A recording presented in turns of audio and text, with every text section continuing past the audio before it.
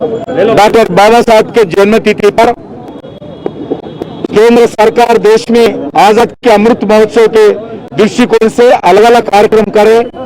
आज भारत प्रधानमंत्री देश में रहने वाले शेड्यूल कास्ट स्टूडेंट्स को लगभग 10 लाख स्टूडेंट से ज्यादा आज स्कॉलरशिप्स पहली बार डीबीटी के द्वारा उनको आज 10 लाख लोगों को एक दिन में शेड्यूल कास्ट के स्टूडेंट्स अकाउंट में भारत सरकार ट्रांसफर करे। क्योंकि जब से पहले 2 सालों से जो शेड्यूल कास्ट स्टूडेंट्स के लिए जो स्कॉलरशिप के पैसे हम केंद्र सरकार के द्वारा स्टेट गवर्नमेंट को देते हैं, वो पैसे डाइवर्ट करना, समय पे स्टूडेंट्स को नहीं देना, ये हो रहा था। इसीलिए हम स्टेट गवर्नमेंट ना देते हुए डायरेक्ट को स्टूडेंट्स के अकाउंट में ट्रांसफर करने का निर्णय लिया है। आज 10 लाख स्टूडेंट्स को पैसे पहुंच चुका है।